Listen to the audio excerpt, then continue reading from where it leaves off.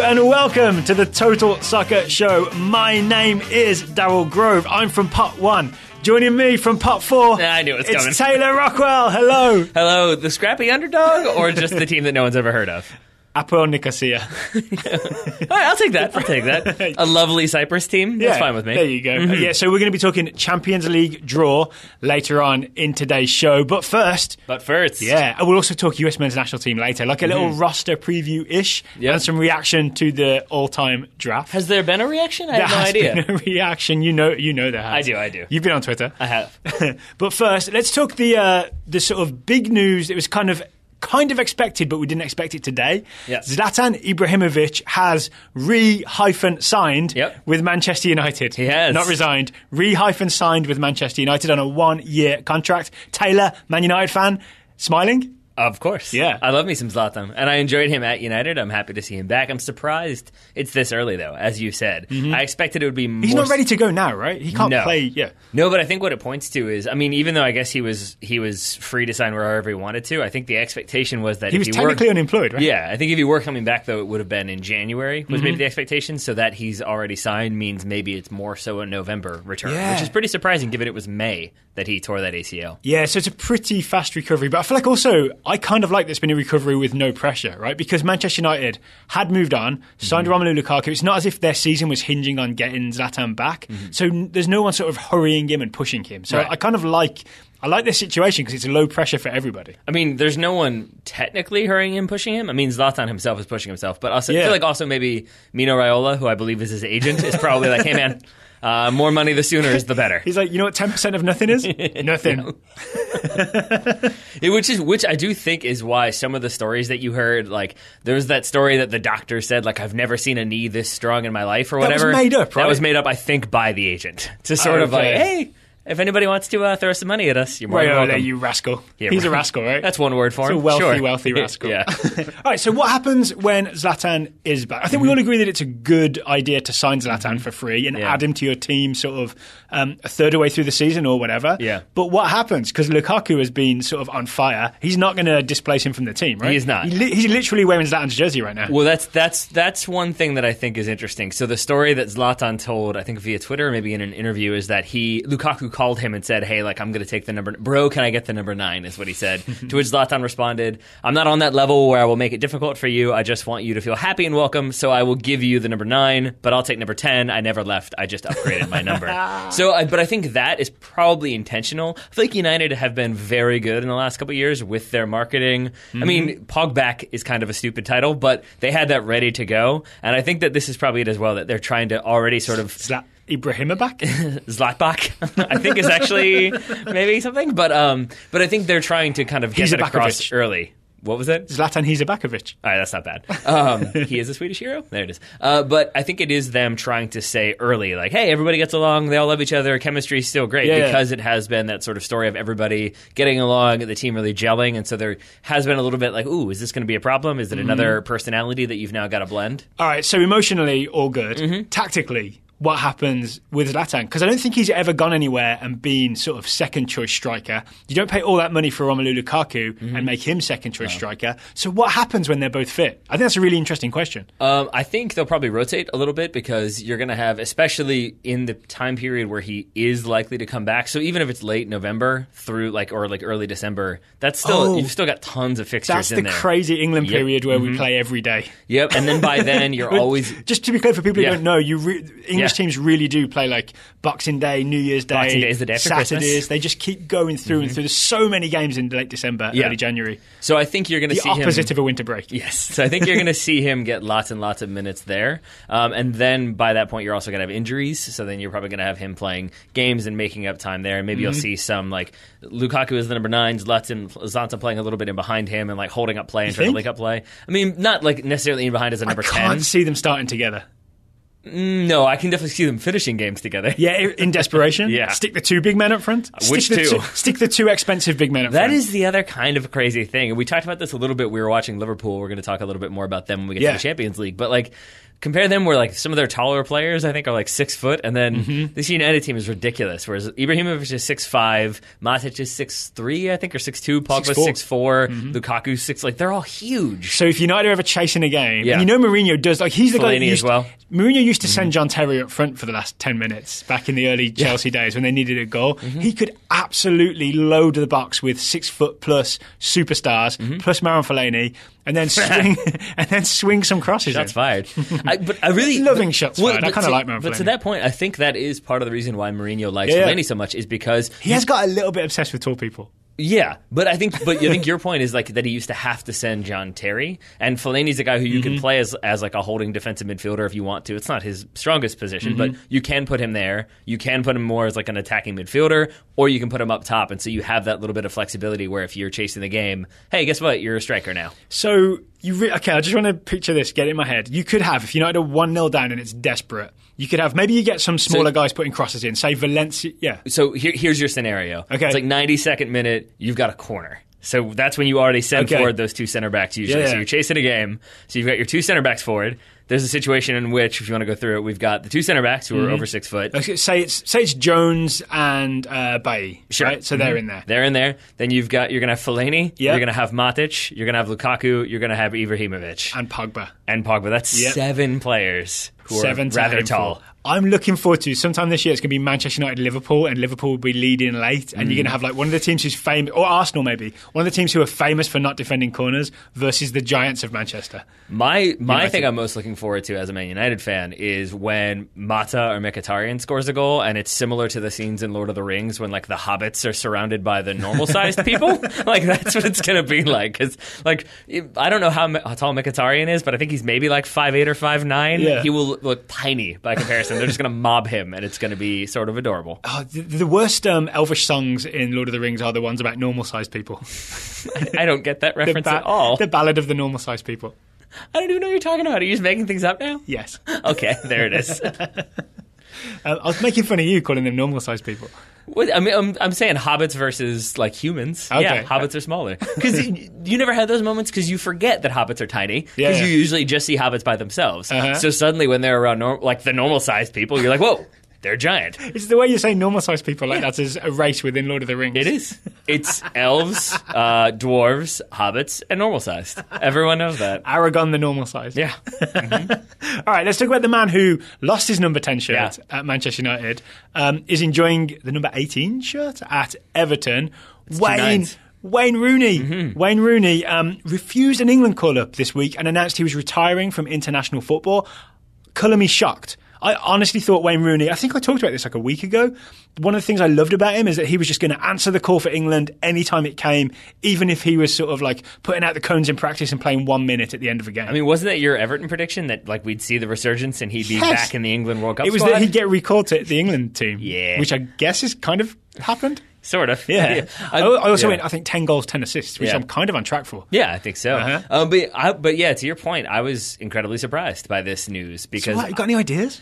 I mean, I think we talked about this a little bit off air because we were trying to figure it out together. And my only guess is that maybe Southgate said, like, I'm going to call you in for these because you've had a good start to the season, but right now you're on the outside looking in of that England squad. Yeah. That's the only thing I can think. But even then, why would you... I'd have thought Rooney would be like, yeah, sign me up. Yeah, and even then, it's still like you're on the outside looking in, but you've done well enough to start the season to be called in. Mm-hmm. So maybe it is just he's kind of accepted his limitations and he wants to focus on finishing out his career in the Premier League. Maybe it's an Alan Shearer thing. Alan Shearer retired from England around about 30, 31 with the idea of I'm just going to rest. International breaks are for rest. I'm going to keep myself in tip-top shape. I'm going to get the most out of my club career by sacrificing my international career. But it's still weird to me that he's done this in a World Cup year.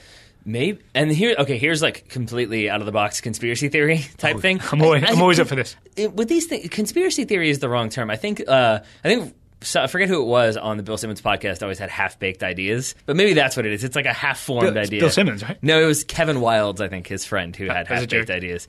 But maybe it's that like So Wayne Rooney has gone from always having the pressure on him, both for England and for Manchester United, like being that the focal point, the main face, but also the source of all the criticism. That if United aren't scoring goals, it's Wayne Rooney's fault. If England are struggling, it's Wayne Rooney's fault. And maybe he's just had that for so long that he goes to Everton this summer, and it's like the reverse of, remember when David Moyes first took over Manchester United, and there were all the stories about like how he didn't realize that step up where they went to Australia and everybody knew them, and he was like, oh, I'm used to Everton where I can like not worry about this.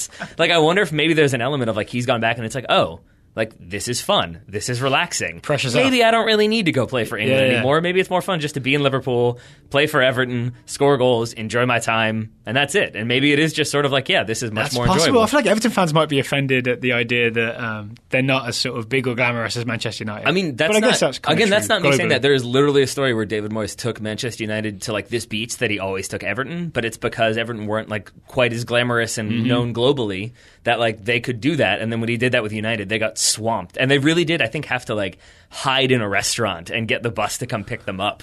So it was like that was a David Moyes story. So it's not me just making that up. But you also take my point that, I mean, Manchester United are consistently one of like the three most expensive, lucrative clubs in the world. Well, let's speak of lucrative, expensive clubs. Let's get out of the northwest of England and let's talk about Barcelona. You talked to Luke Moore this very morning, so that podcast is the previous one in the feed if you haven't caught it, because shows are coming thick and fast today.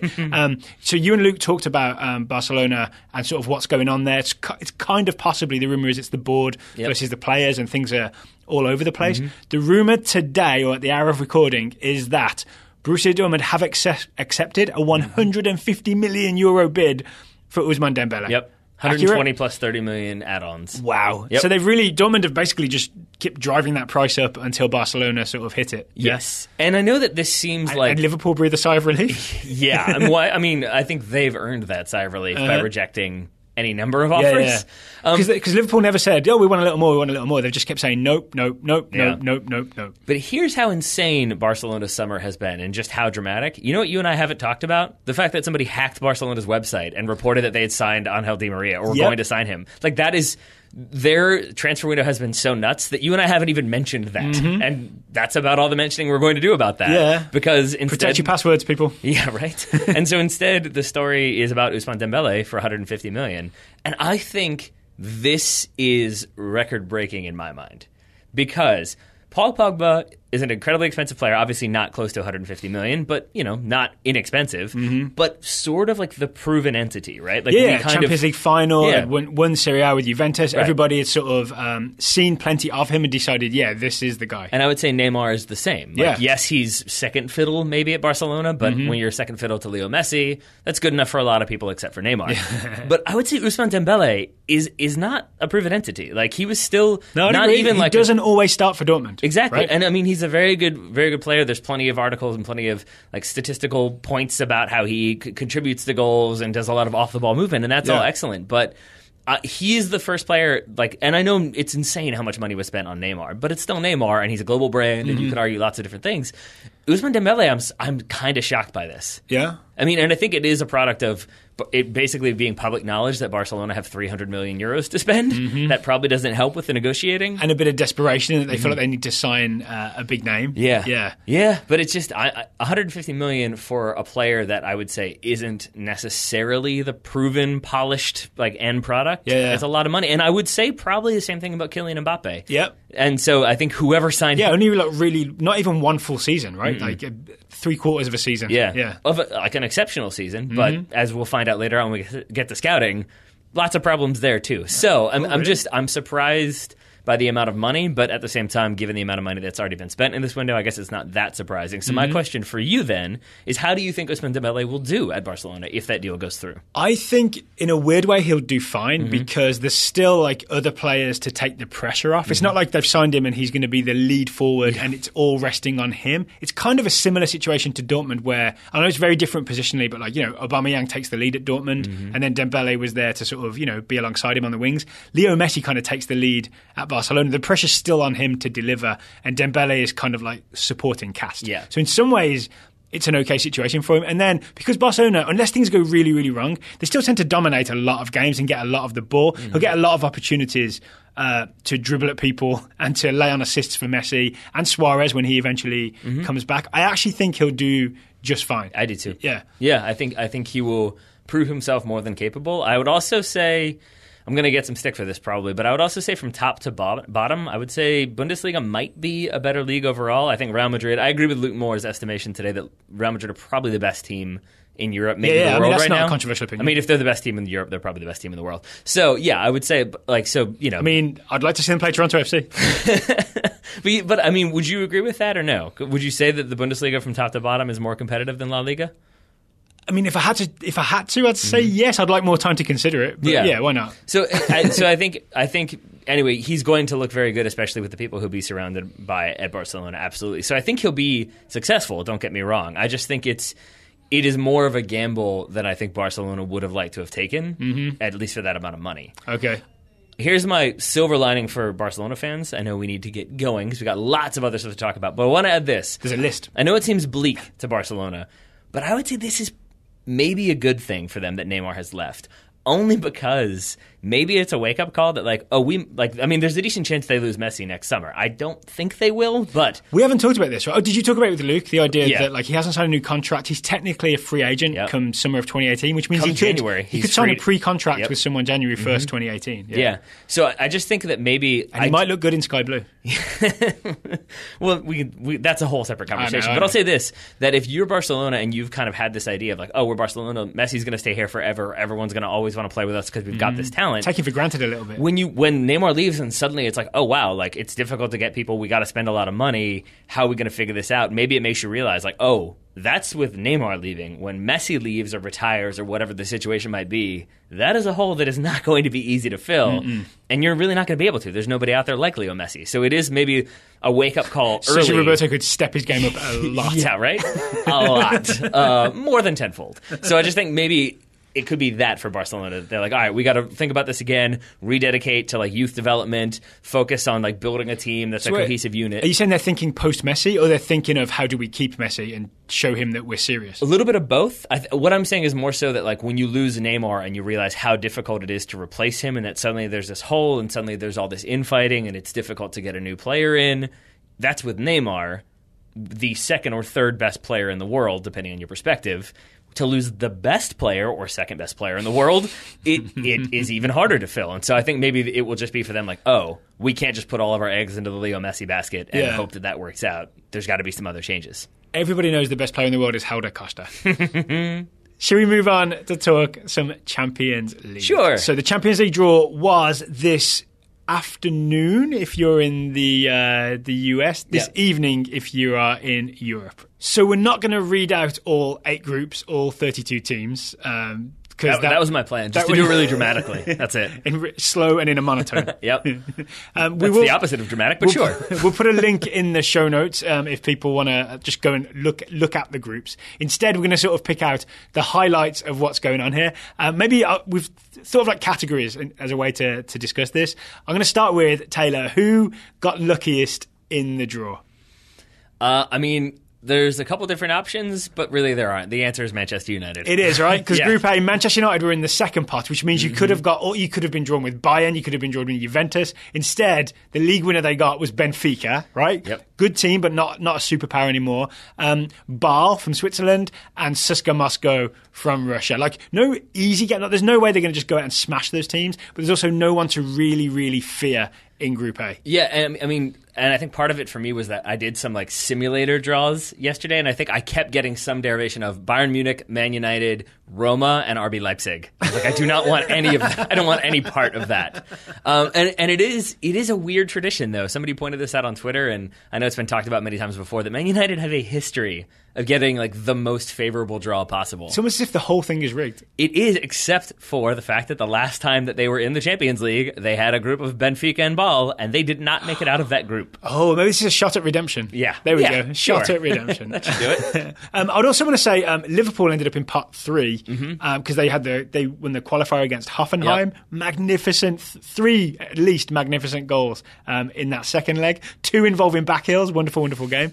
In pot 3, again, you could have ended up with, for example, Bayern and PSG in your group. Instead, Liverpool got Spartak Moscow, Sevilla, and Maribor. So I know Sevilla are a tough team. I'm actually not sure how they're doing without Sampaoli, but haven't they sort of got the gang back together? Like Jesus Navas is there, Ever Benega's come back. Yep. There's a third important player who's returned to Sevilla. But even that's not the same as getting Real Madrid or Barcelona or PSG or Bayern. So Liverpool, I want to say, second luckiest. And then I would say maybe Man City, third luckiest. I feel like a favorable draw for the English in Group F. It's Shakhtar Donetsk were like the pot 1 team, then Man City, Napoli, Feyenoord. So, I mean, those are tougher teams than the other 2 groups we've mentioned, I think, from top to bottom. Yeah. But still, as we've talked about, in terms of the teams you could get from pot 1 and the other possible teams from pot 3, because you could have, for example, gotten Besiktas in pot 3. It's always going to be difficult to go to Istanbul. It's not a very hospitable environment for away teams in the Champions League, so I think maybe nor is the Ukraine for that matter, but I think Man City will probably be pretty pleased with the draw overall. I have a Group F prediction.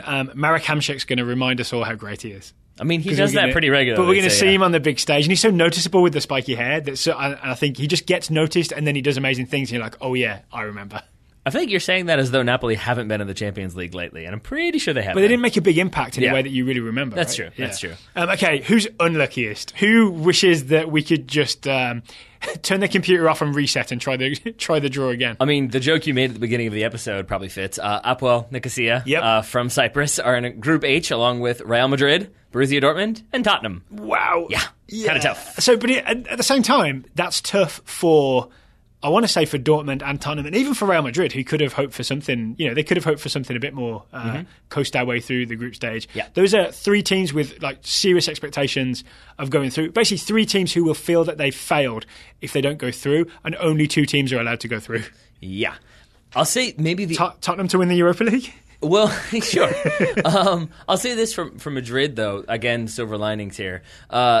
That at least you've gotten 2 high-pressing teams. So at least it's not like we've gotten one team that's going to bunker, one team that's going to high-press, one team that's going to do something else crazy, and now we have to adjust our game plan. At least you're getting 2 teams, 4 of your games are going to be high-press, so you can kind of adjust your game plan, practice it, and prepare accordingly. Practice how to play against it. Interesting. All right, so that moves us on to, how about Hipster Heaven, which is the sort of tactical hipsters game, and my shout is Dortmund-Tottenham. I mean, yeah, I think that's a safe bet there. Except that, that's pretty mainstream. Like, everybody knows what Dortmund's all about. Everybody knows what Tottenham's all about. Sevilla, Liverpool in a similar way. Yeah, that could be one. I would say maybe like Porto, Leipzig, or anybody in Group G. Like Monaco, Porto is interesting. Besiktas, because they've got suddenly all these different Portuguese players. I think you got it. I think it's Monaco, Leipzig. Yeah. It depends what Monaco are like this year. I haven't had a good look at them. I know they're sort of in transition, but they do have... my friend Yuri Tielemans. Yeah. Yuri Tielemans up against Leipzig. Can we call that the new money derby? Is that allowed? Yes. All right. The new money derby. Monaco are about to have even more new money. Yep. What's the biggest match? What's the sort of most high-profile match in the group stage? The one that the sponsors will get all excited about. I mean, probably Juventus. And by the sponsors, I mean Heineken. Yeah. Juventus Barcelona is probably the biggest one there. Group D, Juve, Barcelona, Olympiacos, Sporting. I mean, that's a tough group in and of itself, but I feel like Juve, Barcelona have met each other numerous times in numerous Champions Leagues. Last year comes to mind, so I feel like maybe that will be one people look to. I'm going to disagree, and I'm going to say it's Bayern PSG.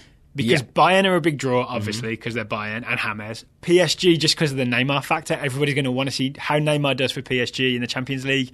That seems like I don't know, PSG aren't this historically Champions League team, but the Neymar thing levels it up. So Bayern, PSG in Group B, also Anderlecht and Celtic. And with that in mind, and I agree with you, I think the only maybe other thing to keep in mind will be what Barcelona do with the remainder of the window, the transfer window.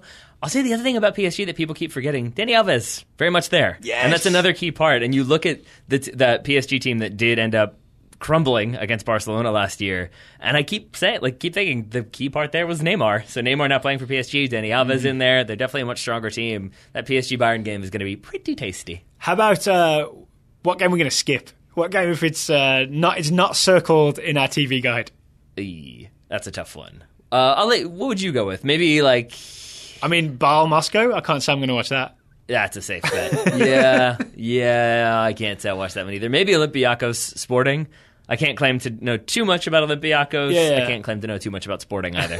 Well, if Juve Barca's on a similar time, you know which channel you're on. I'll tell you what. Did you listen to the show I did with Luke Moore? Yes. Did you listen to all the way through? Yeah, Olympiacos and Sporting is one of those games that you would talk me out of. Because I would be like, oh, it's interesting. Like, they're top of the Greek Super League and they're doing really well. Sporting have these, like, 3 young guys. And your point would be like, yeah, no one's going to watch that game, Taylor. Everyone's going to watch Barcelona Juventus. Actually, like, they'd probably be on separate days, right? Yeah. Now I think about it. Also, do not be shocked if Olympiacos are top of the Greek Super League. I mean, yeah, it's what they tend to do. It's what they tend to do. Okay, what's the grudge match? Is there any grudge match where you see 2 teams going up against each other with a point to prove? Yeah, depending on how things play out with Diego Costa, maybe it's in Group C with Chelsea and Atletico Madrid being in one. I would say only if Atletico refuse to take him, Chelsea will be upset.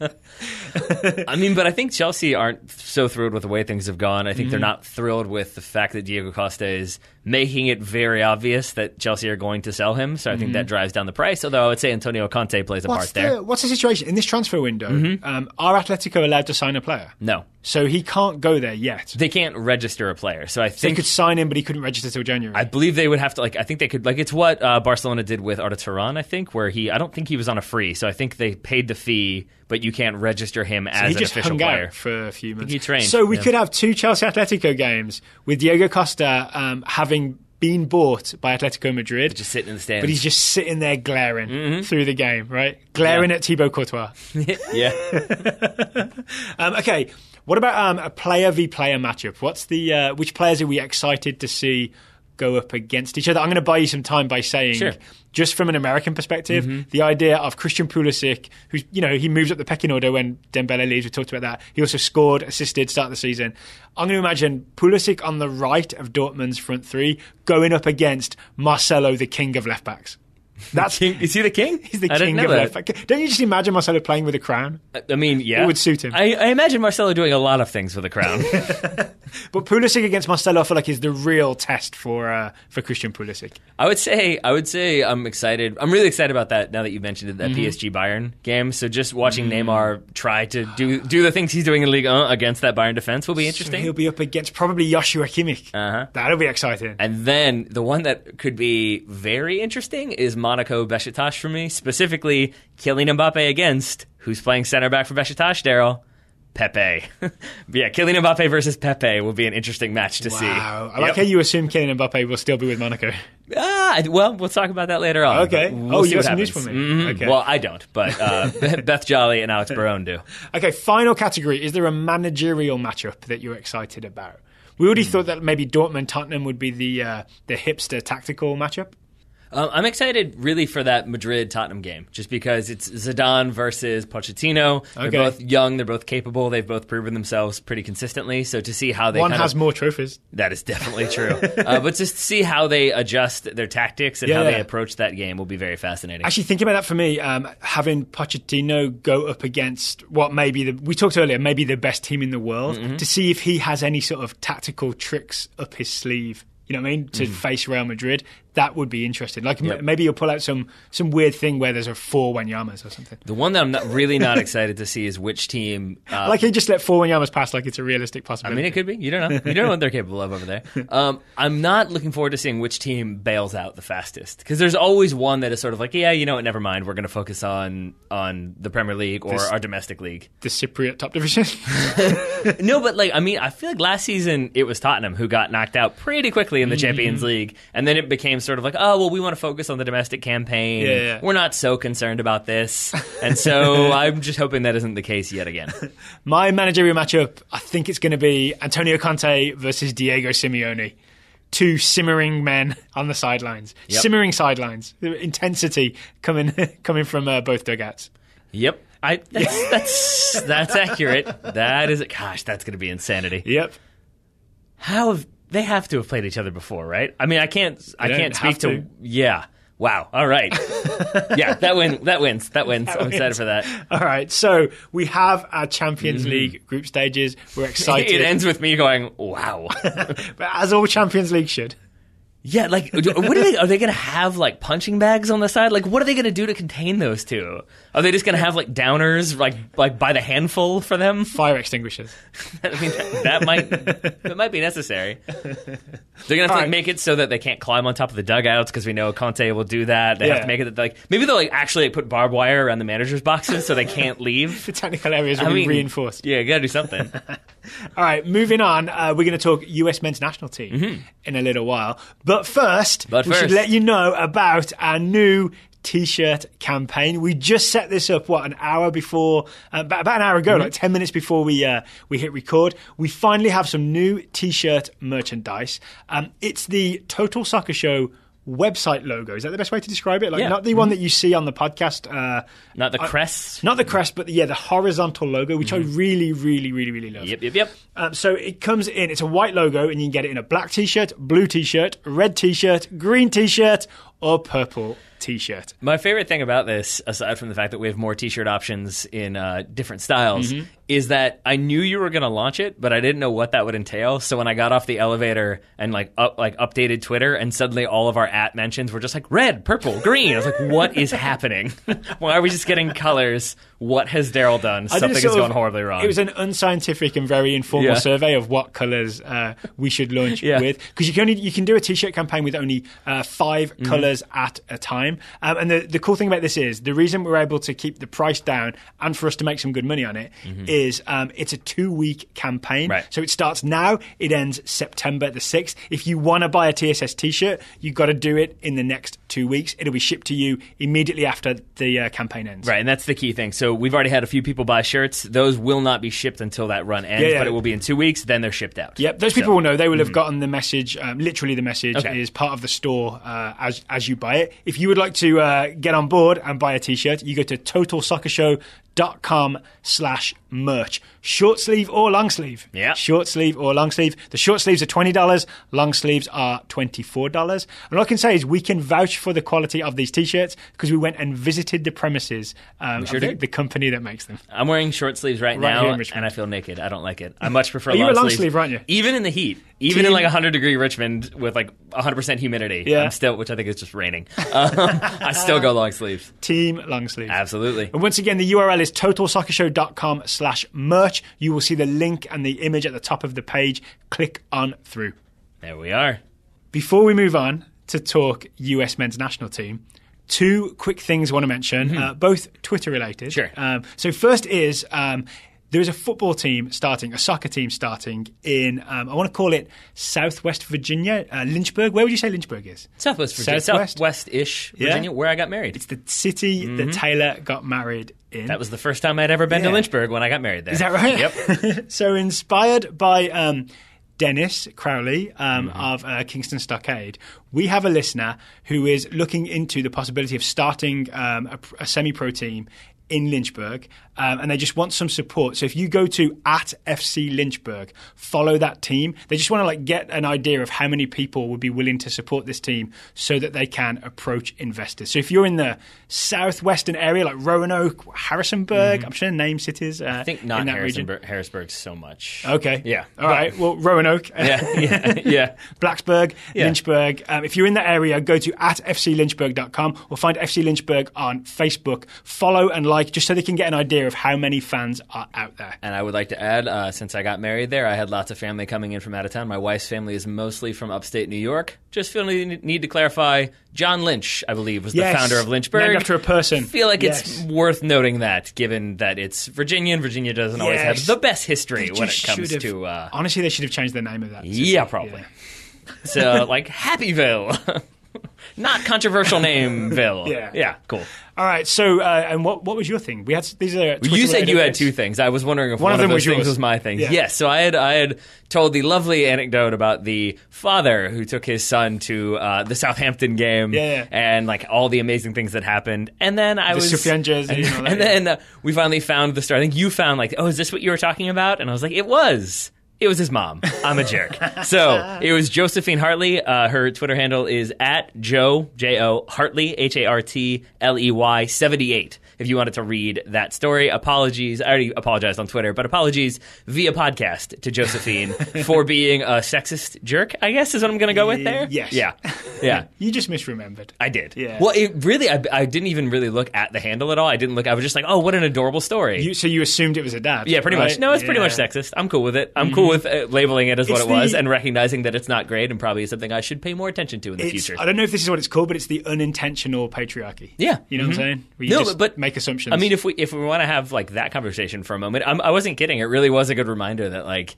that is sort of where I think like your head or our head, my head goes sometimes, and it's good to remember that you have to check yourself a little bit. Yeah, but it's still a great story. Yes. So I think I'll link to the Twitter thread in the show notes so that it's easy for listeners to find it and read, because it is a really good story about how soccer can be wonderful, especially for kids and especially when their team wins. There it is. So apologies again to Josephine. All right. And thank you for that wonderful story while we're at it. Yeah, it was right.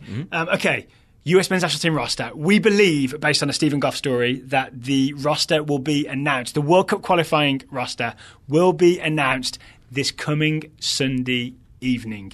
Big games ahead against Costa Rica at home, Honduras away. These are not easy games. And we have, based on a Neil Blackman, yanksarcoming.com article, we have some injury worries ahead of this roster naming. Yes. So John Brooks obviously going to miss these. John Brooks definitely out. DeAndre Yedlin, I think, only just back in training at Newcastle, and we're recording this on Thursday. The roster's named on Sunday. I think it's really unlikely that Yedlin is healthy. Yeah, and then weirdly, he may be named, which is even more worrying to have an injured right back. Right. Yeah. And then weirdly, given that left back has been such a consistent source of strength for the United States, as we found out when we did our draft and realized that we've not had an actual left back in a long time. Left back's still a concern because Jorge Villafana not getting consistent minutes in Liga MX. No move yet for him or maybe at all for him. So concerns about one of our starting center backs, our possible starting left back, and our possible starting right back. And then Omar Gonzalez, is only just back with Pachuca. He's also been injured. Yep. So I don't know. I mean, I hope Jeff Cameron stays healthy. Let's put him in bubble wrap for the next couple weeks. And maybe we can clone him as well. Yeah, we'll clone Wanyama, we'll also clone Jeff Cameron. So if Omar isn't ready, my guess is that we're going to see an Omar Gonzalez-Jeff Cameron partnership. If he's not, then are we thinking maybe Matt Beasler? Yeah, I've also seen Tim Ream's name mentioned. Apparently, I haven't watched. Apparently, he's had a good start to the season at Fulham. And also, the thing that I think people forget, and I'm not sure Bruce Arena always holds to this, but left side, right side. I like a right-footed centre-back and a left-footed centre-back. Matt Beasler and Tim Ream, both left-footed, so they'd be good options to go alongside Jeff Cameron. And we still have our Omar concerns after what we saw in the Gold Cup with the, not organising, not holding the line. Up until the final. He picked his spots. He did. Oh, yeah, so maybe when the big games come around, Omar Gonzalez is fine. Inshallah. One man who we really hope will be on the roster and really expect to be on the roster is Darlington Nagbe, because Darlington Nagbe briefly owned Twitter for about 2 hours last night when he scored the second goal for Portland Timbers against the Colorado Rapids. And if you haven't seen it, you should go find it on the Twitter, on maybe the MLS Reddit page. I'm sure it's still near the top there. I mean, if there was any justice, it would be the number one trending topic on Twitter for the next 3 weeks. You think so? That may be an exaggeration. Yeah, a little bit. I think you might be forgetting that the Mayweather-McGregor fight is happening this weekend. That's probably going to dominate Twitter for a while. I was not. I still want Darlington Nagbe to be trending ahead of that fight. I think give it a few more years. Okay, well, while we've got the moment, can we talk about this Nagbe goal? Sure. If you haven't seen it, he receives a ball from Vitas, the left back, inside the area. One touch, turns, then lifts it over. No less a goalkeeper than Timothy Howard.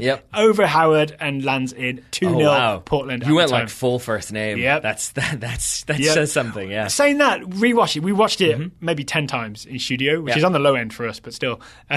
We're not really blaming Howard, I don't think. He's not really too far off his line. Nope.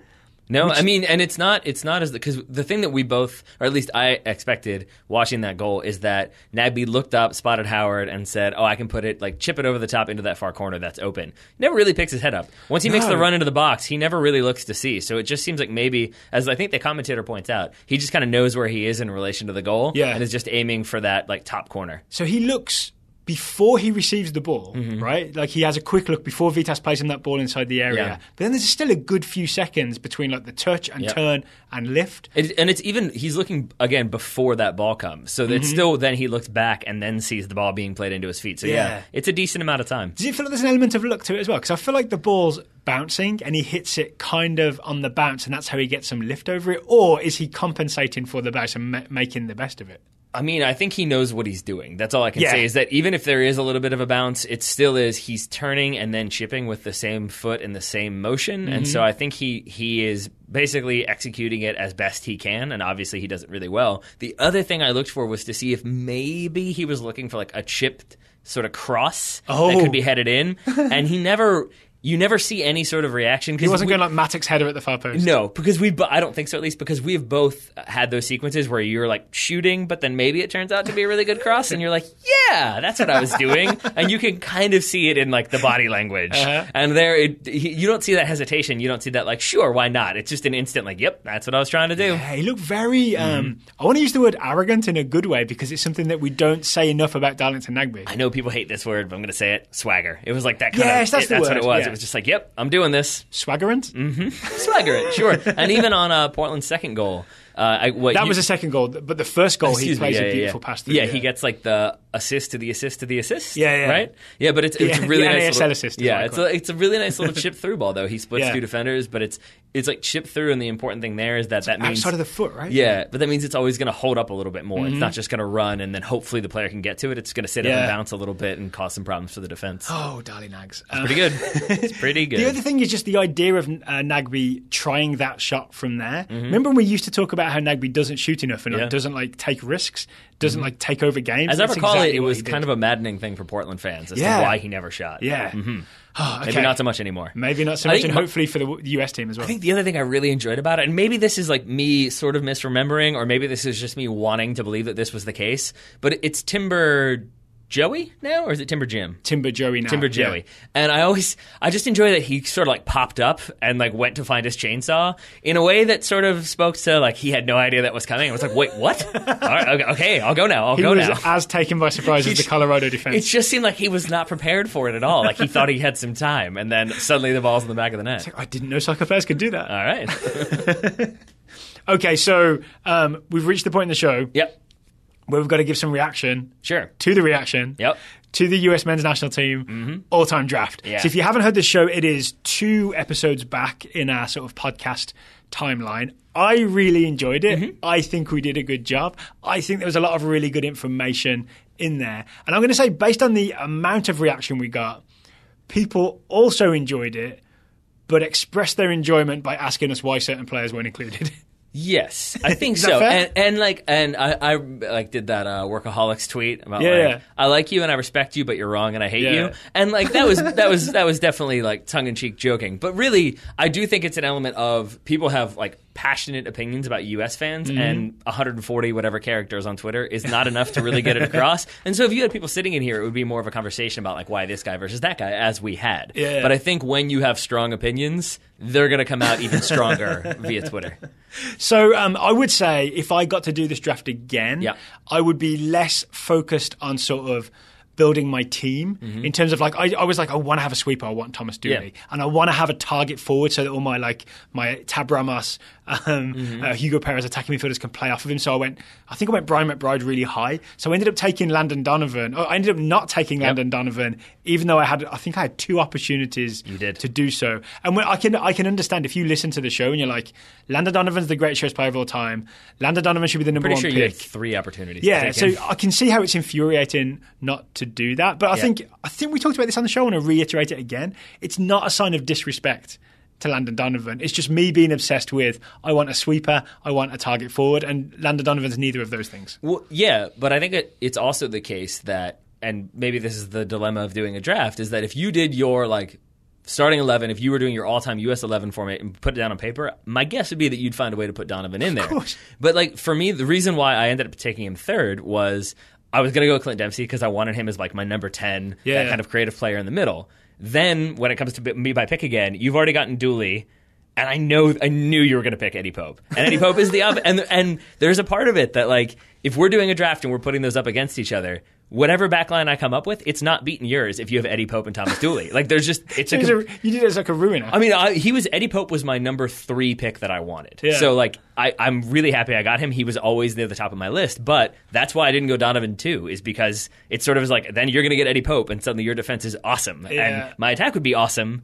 But it's still going to be a problem. And I wanted Eddie Pope because I love Eddie Pope too. But that is part of it. It's the draft sort of complicates things. I would also say that I think maybe the one player I did underestimate, based on the reaction we've seen on Twitter, was Marcelo Balboa. Like, I feel like he maybe is a guy that I haven't seen enough of and don't know enough about. So I almost want to reiterate that. I'm going to go back and watch some more Balboa footage. So the question we got, though, is that if you've watched Lawless play, if you've watched like what he's, but I haven't watched whole games. I've seen mostly I've seen Lawless highlights, right? So you see him in action, you're like, oh, dominant aerial central defender, like get there first, right? So it's not like I've watched multiple goes round of 90 minutes. I'm like, oh, this is how the Lawless Balboa partnership works. I'm now really interested in how the Lawless Balboa partnership worked. I'd really like to get a good look at that and get a feel for it. I'd be fine with that. I think the other one that we heard about today was Casey Keller and the standout performance he had against Brazil that made I forget who it was, Romario maybe come over and shake his hand and be like, that was amazing.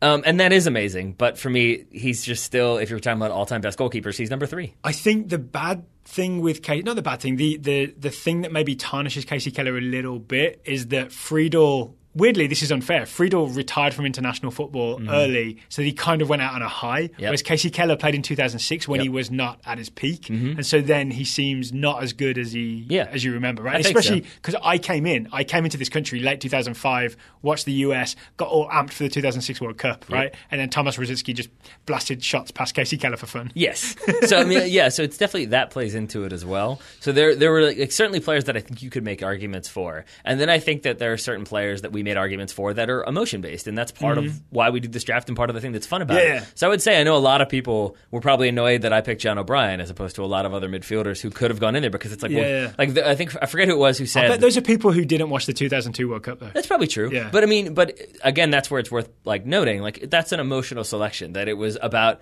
as much as it was about as much what he did in 2002 as it was what he wasn't able to do because of injuries that blighted his career. And so, yes, there are other players who have way more caps and are probably going to get more caps, but for me, he's still in there. That's just the way it works, man. Okay, so the thing I'd say is I think we responded to most of the people who questioned our picks or had comments that came through in a fun, friendly way. The people who just kind of abused us on Twitter, we just don't respond. So be prepared for that. If you're going to be mean to us on Twitter, you just won't get a response. And we don't block anyone. We might mute you.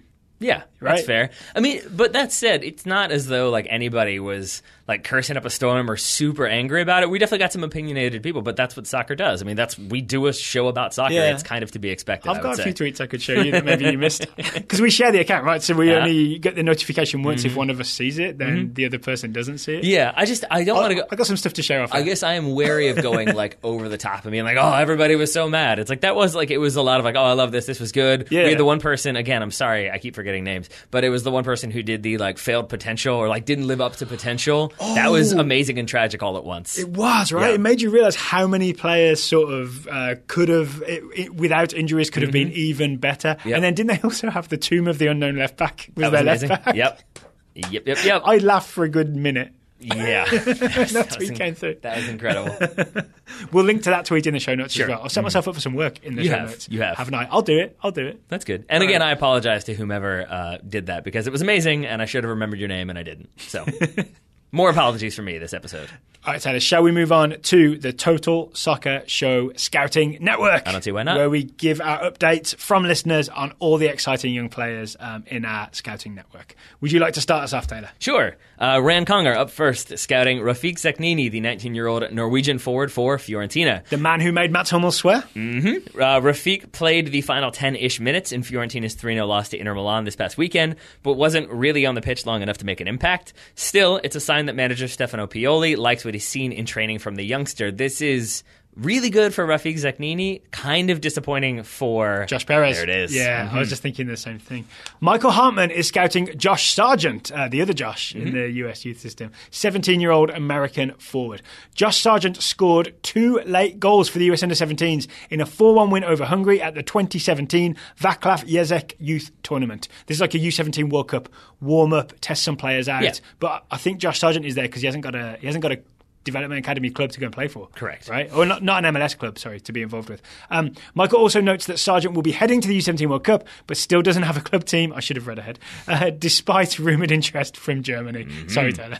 James Jones scouting Andrew Carlton, 17-year-old American midfielder for Atlanta United. Andrew started and scored in that same 4-1 victory. He got the second goal of the game just 6 minutes after Timothy Weah opened the scoring. Quick update on that tournament. That was the first game. The U.S. played Russia today and won 3-1 with goals from James Sands, Ulysses Yanez, I'm assuming that's how you pronounce that, and a crazy overhead-ish kick from Chris Goslin. I've seen that Chris Goslin goal. It was all over. So we watched it in studio together as well. Yeah, it is from the top of the box. Yeah. It's from the top of the penalty area. It is, it's but it's not quite overhead, but it's not quite flying volley. It's somewhere in between. It's like falling backwards and strike it. It's interesting. Yeah. I'm also interested in Ulysses Yanez, or Lanez. I'm not really sure what he's all about, so we'll look into him. He may be good to assign to someone in the scouting network. Sounds good. Andy Hollums is scouting Julian Green, the 22-year-old attacker for VfB Stuttgart. Andy linked to an ESPN article which indicates that, quote, US international Julian Green faces uncertain future at Stuttgart, unquote. Andy adds, quote, unquote. Mazakine Wagner scouting Mayo Ali, the 25-year-old American defender. Faroe Islands? Not anymore. But maybe eventually. Okay. So Mayowa Ali's career has kind of spun off the rails. After moving to Thisted FC this past January, he watched the side win promotion to the Danish First Division, which is the second tier in that league, with Ali bravely sitting on the bench. As a result, he's been released on a free, leaving him without a club late in the transfer window after the Danish season has already got back into full swing. So Mazakine hopes that maybe he'll either get picked up by a third division club there or go back to the Faroe Islands where he'll get some playing time. Mayowa Ali. It's kind of the most interesting story, right? Mayowa Ali was featured in a Guardian article last year where it's like the most interesting Americans abroad, like people who are having the most interesting careers. All right. We did mention the other day. That doesn't quite make up for not having a club right now, but I'm sure he enjoyed that article at the time. At the time. We're still looking for players for our adult team here in Richmond. Contact at totalsoccershow.com. Put soccer in the subject line. Maybe if Mayowa Ali is listening, we could use a centre-back. Sure. We absolutely could. We could use a college-level centre-back. Yep. Benjamin Tandera is scouting Mason Holgate, 20-year-old English defender for Everton. Mason Holgate started his first game for Everton this season after their 1-1 draw on Monday against Man City. He was initially a wing-back before shifting to a right-back once Ashley Williams was subbed off. He helped contribute to Wayne Rooney's goal, hooray, but then was partially at fault for City's equaliser, boo. Ira Jersey scouting Ashley Sanchez, 18-year-old American attacker for UCLA. The future. Ashley the future Sanchez. She's one of several, yes. Ashley recently back from the U23 women's national team camp, got her first college start in UCLA's 5-1 win over Long Beach State. She looked dangerous at times, but seems she needs better chemistry with her teammates, which should come with time. Did you talk to Travis Clark? UCLA is going to be kind of all-starry? I believe I talked to Will Parchman about Ashley Sanchez, which made Ira Jersey sad because now Will Parchman is no longer with us. Will Parchman is still alive. I said it just to get a rise out of you. Check his Twitter feed. He's doing fine. Guy Yedwab is scouting Serge Gnabry, the 22-year-old German winger for Hoffenheim on loan from Bayern. Gnabry was rested in preparation for the Champions League clash with Liverpool, so he only got 23 minutes in the Hoffenheim's 1-0 win over Werder Bremen. But that didn't work out too well because Hoffenheim were eliminated by a 6-3 aggregate scoreline. We kind of talked about that game earlier, right? While it's disappointing to not make it to the Champions League, Hoffenheim has more of a chance of going deeper in the Europa League, of course, which means more games, which means more playing time for Gnabry. Hoffenheim were no match for those back heels. They were not. They definitely were not. Up next, Matthew Shea scouting Alessio Romagnoli, the 22-year-old Italian center-back for AC Milan. Alessio is back in the matchday squad for Thursday's tie against, Shikendria, which I believe are a Macedonian club. Could be wrong on that one. In the Europa League. Or PK's wife. That's terrible. Milan won the first leg 6-0, so perhaps Romagnoli won't even play, but at least he's there a couple weeks ahead of schedule. That said, quick update from me, he did play, but he appeared to have been subbed off at halftime in this game when Milan were up 1-0, so that might have been the manager saying, yeah, there's no way they're coming back, we don't really want to risk it, or that might have been a re-aggravation of that injury. Oh, yeah. We'll Google afterwards and find out. Oh, some big names to come. Elizabeth Jolly and Alex Barone are scouting Kylian Mbappe. You teased this. I did. Earlier. Okay, I don't know this news, so I'm excited to read this. Elizabeth and Alex say, the Kylian situation is getting ugly. Uh-oh. L'Equipe, French newspaper, is reporting that Kylian was sent home last Tuesday following a training ground altercation with Andrea Raggi. He refused to leave the training pitch and the rest of the team had to move to another pitch to continue training. This is not good. He was subsequently banned from training. At time of recording, ESPN is reporting that PSG may wait until next season to try to acquire Mbappe as a result of concerns over financial fair play. They have spent a lot recently. Mm-hmm. Meanwhile, the Monaco fan base is turning on the teenager with Ultras Monaco 1994, reminding him that, quote, no player is above the institution of Monaco, unquote, presumably except for the prince. Yeah, except for him, yes. So we'll see what happens there because, again, many hundreds... Over 100 million, 140 million, I think it was, is the most recent price tag put on Mbappe, and there's some speculation that maybe... The mind boggles. Yeah, maybe it will be like partial payment of that with a 1-year loan with an option to buy at the end of the season is what they'll go with to kind of skirt financial fair play again. Can we amortize this over forever? I'm sure they'll try to find that out. Up next, Stanton Thomas scouting Benjamin Pavard. Pavard? Sure. Let's go Pavard. I'm going to go, he's French, so Pavard. Okay. 21-year-old French defender for Picard. VfB Stuttgart, exactly. Pavard was featured by Between the Lines as the Stuttgart player to watch this season and was called into the France U21 team for their friendlies later this month. All right. I want to say on the Picard front, it was settled this week who was the better Star Trek captain after Patrick Stewart and William Shatner put out two very different tweets. Okay. Let's leave it at that. I have not seen those, but I'll take your word for it, and I can take a shot in the dark on that one. Chris Davey is scouting Eric Aguirre, the 20-year-old Mexican. I wish he was American. Mm-hmm. 20-year-old Mexican utility man for Pachuca. And I wrote that because I wrote utility man because sometimes that has like a negative connotation. In this situation, that was the best way I could describe it. Yeah, excels everywhere, as opposed to his 12th pick. And read on here. Okay, Chris says Eric has started 5 of the first 6 Liga MX games for Pachuca, and so far has played left wing, defensive midfielder, and right back. Mm-hmm. He got an assist while playing against his former club, Morelia, but was then subbed out with an injury against Veracruz. No word yet on how long he will be out. Final report comes from Axel Romain, scouting Nathaniel Chalobah, the 22-year-old English midfielder for Watford. After just 2 weeks of the Premier League football, this point blew my mind. Nathaniel now has more Premier League minutes than he did in his 7 previous years at Chelsea. You're doing it wrong, Chelsea! He was also selected to the England national team for the first time for the World Cup qualifiers in September. He previously made 97 appearances for various England youth national teams. Yeah, I was really excited to see his name Absolutely. in the England squad. It's a reminder of like how good these players are, these young English players that Chelsea are not quite giving the proper chance to. Yeah. Yeah. A little bit. So thank you to... I'm going to let you do it. I'll let you do it. No, take it. Thank you to Rand, Michael, James, Andy, Mazakine, Benjamin, Ira, Guy, Matthew, Elizabeth, Alex, Stanton, Chris, and Axel. Yeah, you almost as good as me. I'm not quite as fast. But you're right, but right? I'm deliberate. Do you want it done fast or you want it done right? I want it both. I also want to add really quickly before we go, quick breaking news update is according to the Twitter feed that I'm looking at on our television screen, Cameron Carter-Vickers might be close to a loan move. According to Sky Sports, Sheffield United and Spurs are close to finalising a loan move for Cameron Carter-Vickers. Sheffield United, all right. Thank you to @NatsAbroad for that update. Mm-hmm. I like having a live Twitter feed in the studio. Yeah, well, we got to update it again because we apparently have 108 new tweets. So maybe that move has gone horribly wrong in that time or horribly right. Who knows? CCV went to Sheffield, looked around and said, maybe not. Back to London.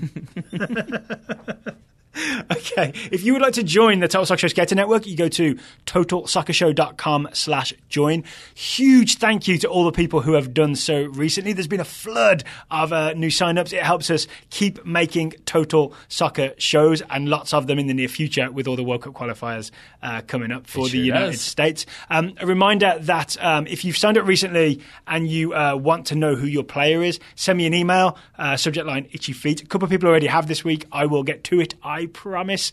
Contact at TotalSoccerShow.com if you want to send those itchy feet requests. All right. And if you would like to buy a t-shirt, once again, it is TotalSoccerShow.com/merch.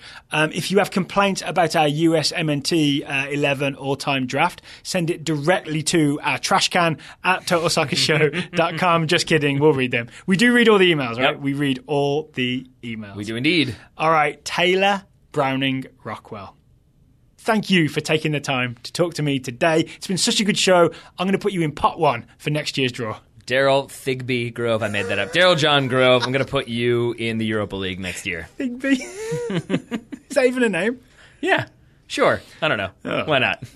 It was what came to mind most rapidly. I guess I'll take that name to the Europa League next year. Indeed. All right. Yeah, listeners, thank you for listening. We always appreciate it. And we'll be back. We're thinking either it's going to be Monday morning, right, when we do our weekend review, because I'm going to be down in Charlotte at the street soccer tournament, so I can't do the show Sunday night like we normally do. No, and also worth noting, with that in mind, that this will be the final show of the week. Yes. So, because it's only Thursday, right? Yep. I'm very confused about the days of the week. Yeah. So we'll be back Monday morning. Then Tuesday, Yeah. then Wednesday, Thursday, Friday, Saturday, and then there's Game of one Thrones more Day. Sunday. Yeah, there it is. Yeah. Game of Thrones Day.